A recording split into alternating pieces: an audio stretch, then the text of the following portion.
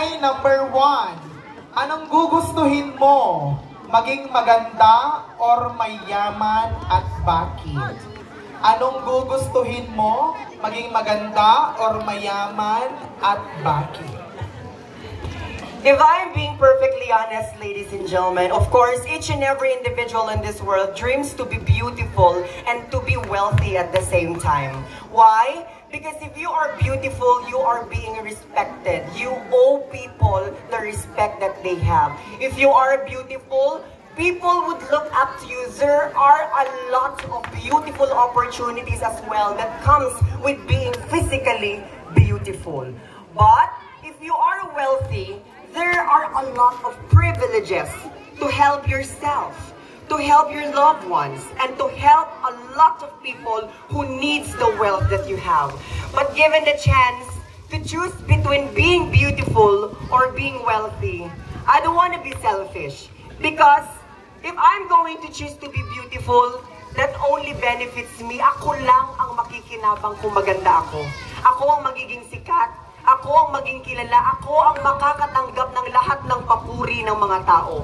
Ngunit kung pipiliin kong maging mayaman, alam ko na maraming kapuspalad ang maaari kong bigyan ng tulong. At magkakaroon ako ng isang napakagandang plataforma upang maghatid ng magandang bagay at legasiya para sa lahat ng mamamayan, hindi lamang sa Rosales, kundi sa lahat ng kaya kong abutin. That is why I'd rather be mayaman than being maganda. Wala akong pakialam kung ako ang pinakamaganda o hindi. Hindi ko kailanman ninanasa na ako ang maging pinakamaganda sa mundo. Bagkus isang bagay lamang, isang baklang lalambot-lambot. Numero 10, ang isang simpleng pangarap ay maghatid ng tulong para sa mga mamayang Pilipino. Nakita niyo po sa aking talento kanina, na tinalakay ko ang buhay ng mga simpleng mamamayang Pilipino na sinalanta ng maraming bagyo, sakuna, lindol at maging ng kahirapan.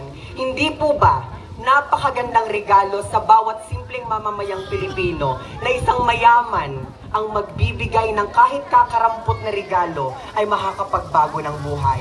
Isang leksyon ang nais kong iwan ngayong Kapaskuhan sa mga taga-barangay ako.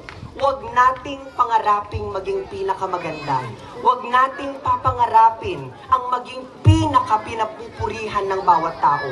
Ngunit kung merong isang bagay na dapat nating itanim sa ating mga puso, yan ay magbigay ng kapakumbabaan, pagmamahal, kaligayahan. At kahit mayaman o hindi, isa lamang ang sasabihin ko, handa akong tumulong, handa akong magbigay ng inspirasyon. Because at the end of the day, we, the LGBT community, does not exist in this world to be beautiful.